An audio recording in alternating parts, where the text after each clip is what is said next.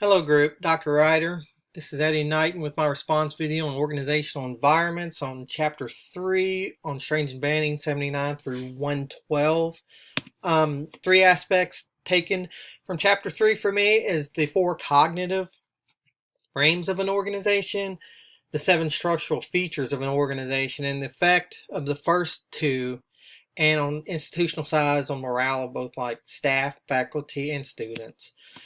Book describes organizations as unlike any other social groupings. They're deliberately constructed to seek specific goals.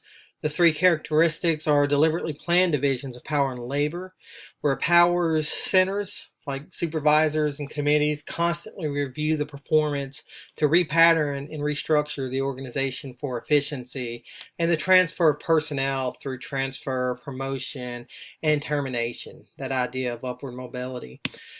The four cognitive frames. To the right here, I've taken this from two charts on Banning and Strange. From the right, you have the more highly structured, centralized, the more stratified, bureaucratic frame of organizations. And then as you move to the right, you get more toward the collegiate and the anarchical side, which is the less structured complexity, less stratified, more informal.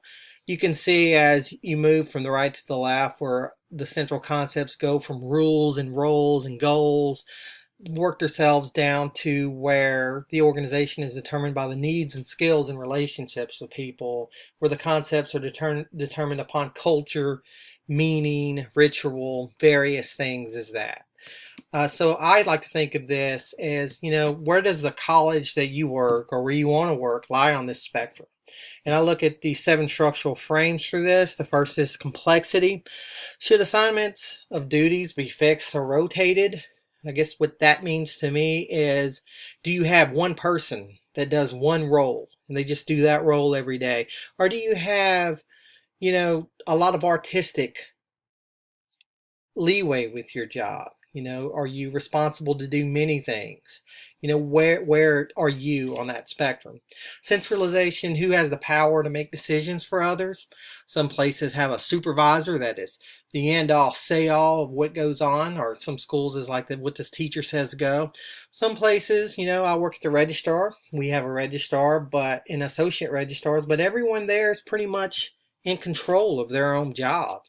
So I would say we're centralized, but not really, which brings me to the formalization. It's the book says that power is often formalized and distributed through established rules, which we have many established rules at the registrar's office, but in terms of people doing their job, I think that we're very informal in a way.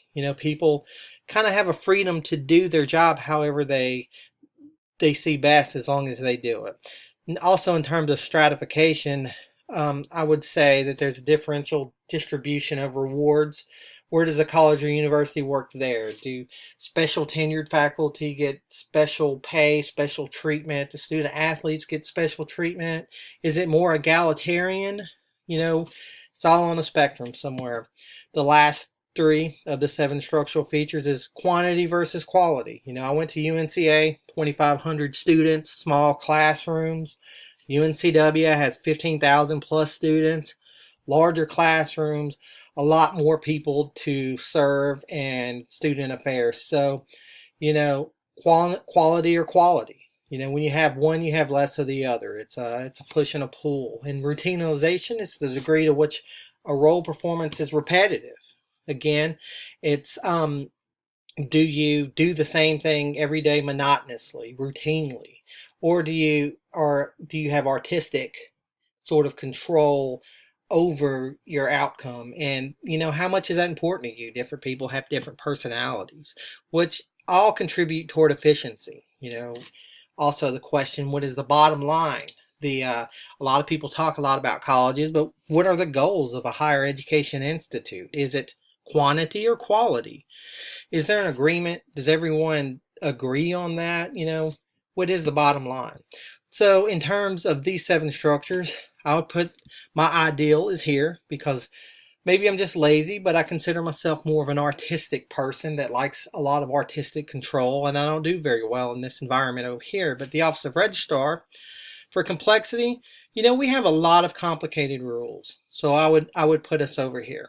But in terms of centralization and formalization, we move more toward the center, because even though we have centralized power, people are responsible for their own jobs with very little oversight. I wouldn't say there's a lot of oversight.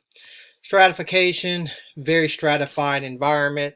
I don't predict I'll ever get a job or be promoted through the ranks of the Office of Registrar. It's very stratified. Production, we have a lot of production, 15,000 students.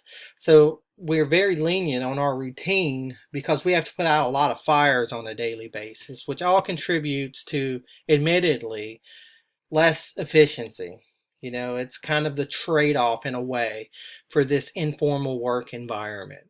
So it's kind of like, there is a give and take for these structural features. So does size matter? The third point, the effects of institutional size and morale. Chickering states that generally speaking, larger institutions tend to be overmanned and redundant. Smaller institutions tend to be undermanned. So that provides the students more meaningful opportunities for achievement.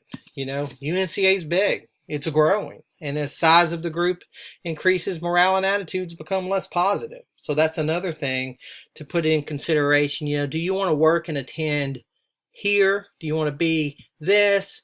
Or do you want to work and attend here and be this? You happy here?